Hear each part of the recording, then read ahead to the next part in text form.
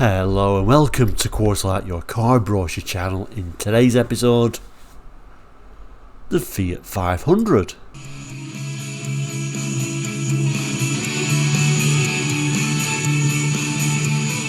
Hello and welcome back to Quarterlight. Now, what are we? Well, Quarterlight is a very tiny little YouTube channel here, looking at a very niche subject, I guess, looking at car brochures from around the world. But of course, looking at car brochures, you can learn a lot about the cars from the period. So obviously, if you're interested in cars, car brochures, looking back at cars gone by, all about the memories really, and the memories that these cars bring back, then please do consider subscribing. It is all completely free. Now, back to today's episode. We've started doing something on Tuesday, or first shown episodes on Tuesdays, being what we call Take Two Tuesdays, where we're having another little bite at one of the brochures we've done a long time ago, i.e. 2 years ago when we first started the channel. Our methods have improved a little bit, so I thought it was worth looking back on this, the Fiat 500. A very cute little car, isn't it? So I think it's definitely worth looking at this, because we didn't really get many views at the time, and this is a very early brochure actually. We tend to look at 60s, 70s, 80s and 90s when we look at brochures. This is 1959. I believe this is my earliest Fiat brochure actually, so I'll throw that on the board and we'll have another talk about it. So here it is, and we'll certainly zoom in a little bit further and have a closer look at it, but wanted to show you what an unusual image, isn't it, in the mountains there. Now, regular viewers will know 50s and 60s brochures tend to have more drawings in cars than actual cars. Here we've got actual cars, so that is certainly unusual for such an early brochure. When we looked at this brochure over 2 years ago, our methods have kind of improved. We just quite simply took a picture on the floor and then showed you that picture and talked about it. Now, of course, we're a bit more live. We can point at things, we can zoom in. So we can have a much better look at this brochure now. Our methods have improved. In fact, the video only lasted 7 minutes when we originally looked at it. I'm sure this is going to be at least double that, I would imagine. And originally we only got 147 views, and in this particular brochure has earned to date 5 Canadian cents, so basically nothing at all. It's got to be worth looking at, hasn't it? I'm sure people are interested in the Fiat 500. It's showing 2 different models, and we even got the earlier models with kind of the reverse door on there, so it's a very unusual, and I've always liked the 500, the original 500s. In some ways I quite like the newer 500s as well in some ways, but this has always been my favourite. Can you imagine having one of these tucked away in your garage at home? Always the dream, although obviously prices have skyrocketed for these. Let's just zoom in a little bit further on this main image. They really do look like a little toy car, don't they? It's amazing that these were everywhere at the time, particularly obviously in Italy when there was a real huge seller. One of those iconic models, really, like your Beetle, your Mini, your Fiat 500, your Citroen 2CV. It's in that bracket of very memorable cars. Now, I've never sat in the back of a Fiat 500, but I'd imagine there's very little room, and there's a nice little image where everyone looks very happy in the back there, but I'm not sure about that. This particular example is the sunroof example, little rollback sunroof. Kind of reminds me a little bit of a 2CV, although it's only going so far back there. We've even got rather nice Quarterlights. We have to mention those, and like I said, the door that opens the opposite way. Lovely little white wall tyres, and it looks like the wheels themselves are painted yellow. And then we've just got a little second blue example peeking round the corner. Let's open the brochure up though and have a look inside. So really nice little brochure actually. It's not in the best condition. I mean, there's a few creases and but we have to forgive that. It is from 1959 after all. Telling us here there are 2 versions of the 500, and then showing the sunroof version there, which is certainly very nice, and a sort of cutaway shot over here, but this actually opens up. So I think we're going to start with the cutaway shots and then come back to this image, which kind of like relates to what's inside there. So actually this is more like what you would get in this period of brochure, more of these drone shots. This is very nicely drawn, isn't it, with the internals and showing kind of the pipe work and the engine and suspension there. I do like this little drawing. Again, it's the sunroof version, if you notice. It does quite simply say structure mechanical parts of the car, but it's certainly very well drawn. Look how simple those little seats are. Front and rear, very thin, aren't they? But obviously they had to do it like that for both lightness and providing as much possible space on the inside as possible. We also get a little bit of a look where that spare wheel is, right at the front there. I think it's a very clever design, getting as much as they possibly can into it, what is a very small package. I think it's a real clever design, but Italians were always good with design, of course. But if we just pan back a moment, so like I said, this does actually open up and makes actually a really long brochure, which we're probably going to struggle to get all on screen. But give me a moment to rearrange this a little bit better, and then we'll zoom in on this image and then we'll zoom on the images behind this flap. So really I just wanted to pan back really to show you how long this brochure is and what I mean by struggling to get it all on one page. But we'll zoom in on this main image here, this first version, then the second version, which is, you know, more like a 2CV but even further, I guess. The convertible version, which would be my choice, I think. And then we'll go through these images here, but we'll start over here with the sunroof version. So like it says, two versions of the 500, starting with this sunroof model. As we zoom in, and hopefully it'll tune in, it does. This very simple mechanism for rolling it back to make this sunroof version very nice, and obviously that's going to make it a lot more light and airy on the inside. I love that it's got this white steering wheel. It shows us that later on as well. I do quite like that design. And as the channel is called Quarterlight, we should zoom in on that opening Quarterlight as well, which is nice. We've got a little bit of a sort of stripe, or is it a stripe, or is that a little bit of a chrome strip? Looks like a chrome strip, I'm going to say, on the sunroof version. We notice on the convertible that's not actually there on that model, so there is some differences other than that roof actually opening up. That very cute yellow colour, which I quite like for the wheels, and these centre chrome caps. Again, we'll notice when we look at the convertible that is a little bit different. Door opening the opposite way for the early examples, which is certainly going to help getting in and out of it, opening that opposite way, in this very cute front end that's, I mean, even if you wasn't a car person, you would know instantly that this is a Fiat 500. Moving over to the convertible version, there it is. But as well as being a convertible, we'll also notice there's less bright work on it as well, which we'll have a look in a minute. We'll zoom in on that interesting mechanism for the convertible, really going down a long way at the back there, making, I'm sure that's a fun little car to ride in actually, with that roof all the way down. Moving down, we can see that sort of bright line going from the door handle back is now missing, so they've gone for less bright work, like I say, and the wheels are different. Look, we don't have that sort of like bright work, that centre cap on there. Interesting. And also we don't have, oh, we do have, I'm going to say we don't have bright work on the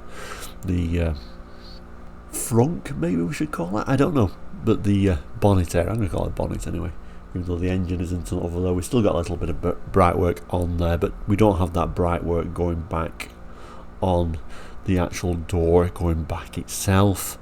And again, we'll have a look at that front end. Very pretty little front end for sure. So that is the convertible. I think I could have quite liked that little convertible version actually. It is a nice little model in a very period attractive colour actually.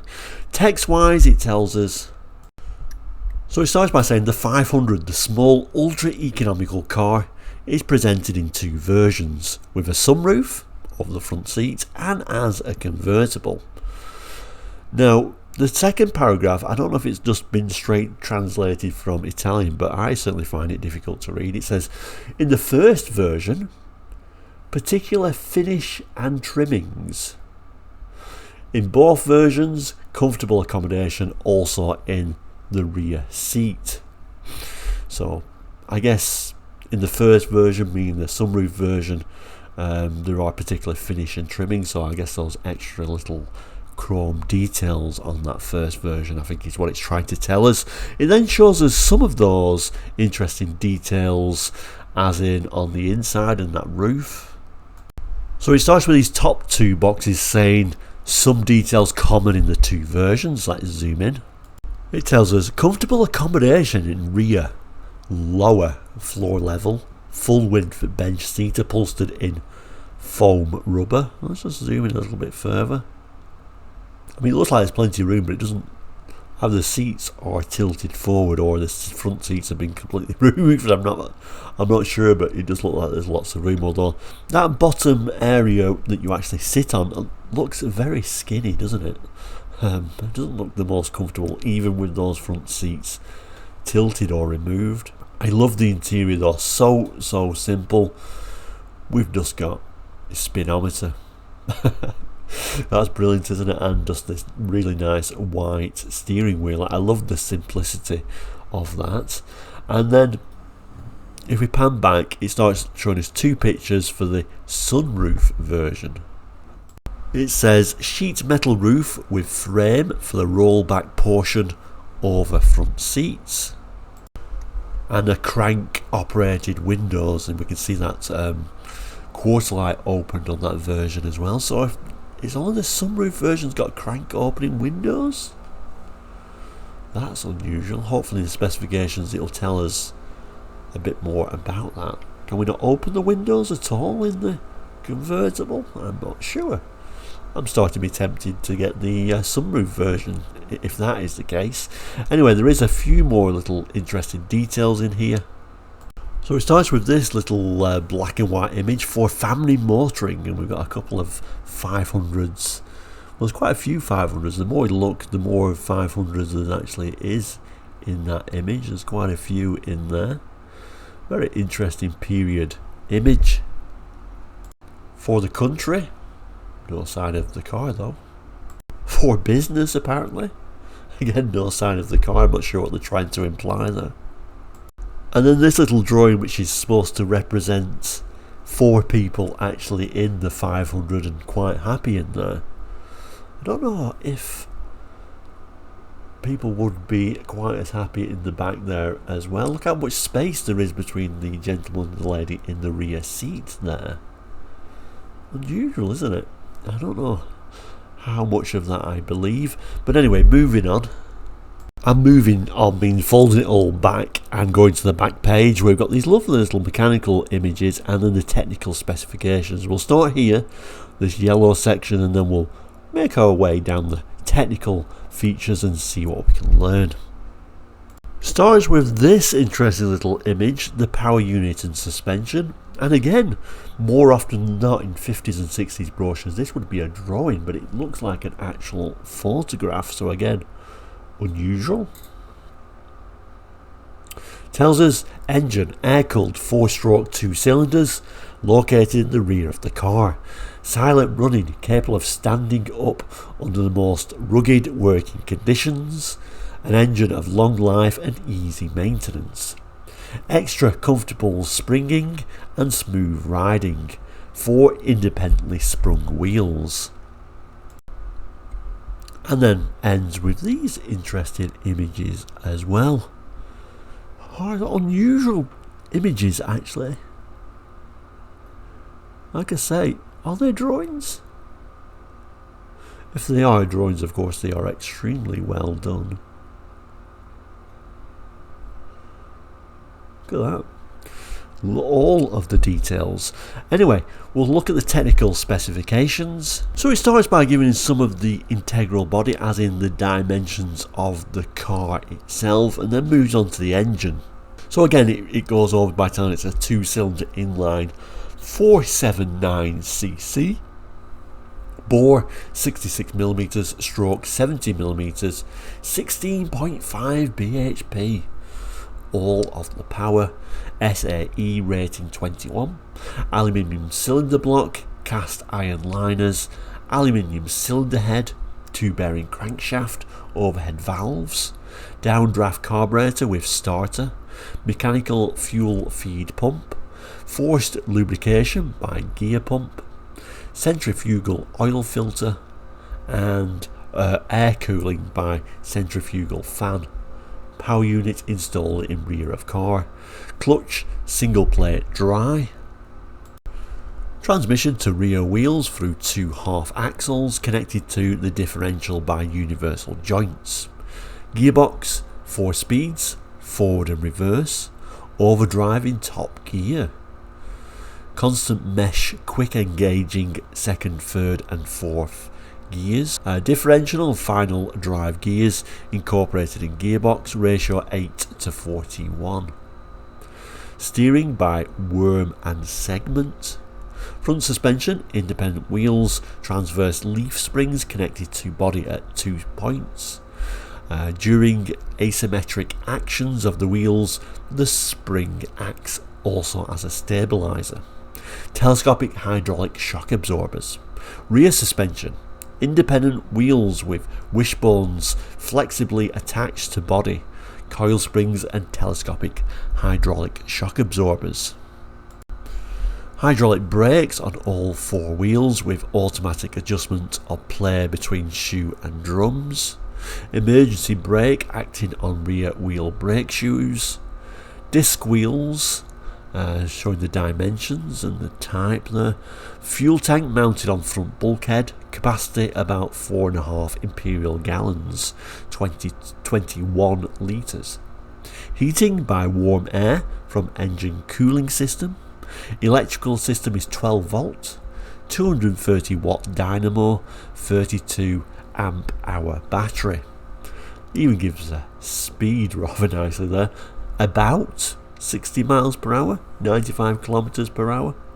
I love that, about. Has nobody even tried to test this? Too slow maybe. It took too long to get to 60, they kind of like gave up and said, well, let's just say it's about 60. And then we've got this little bit of fine print often on brochures. The descriptions and illustrations in this catalogue are given merely as general information. They are not binding. Fiat therefore reserves the right, whilst maintaining the fundamental features of the models here described and illustrated, to effect at any time and without notice those alterations to parts, fittings or equipment of accessories that they may eventually think fit to make by way of improvement, or for any reason whatsoever of a manufacturing or commercial nature. Fiat Press and Propaganda, edition number 1522, printed in Italy. And then Torino, Gross, Monte and C. Torino.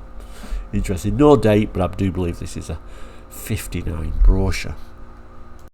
So there we go, a lovely cute little brochure of a lovely cute little car really at the end of the day. I do always like these. I've never sat in one, never one driven one, but I'm sure there is something about it. I'm not sure you could fit in those back seats quite as well as that.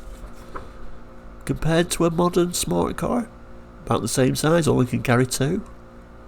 Maybe this was a cleverer design, although obviously a smart car being a modern car is a far safer way to travel, but I do think these are very cleverly designed little cars. Let me know what you think in the comments though. Always interesting to hear your opinions. And of course, if you own one, owned one, driven one, sat in those back seats, please comment.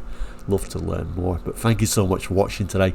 We'll end by saying, as we always do, please do consider subscribing. It is all completely free. Helps you find the episodes you want to see.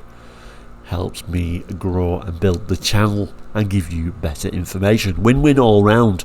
You can also become a member if you want to. That's really to support the channel.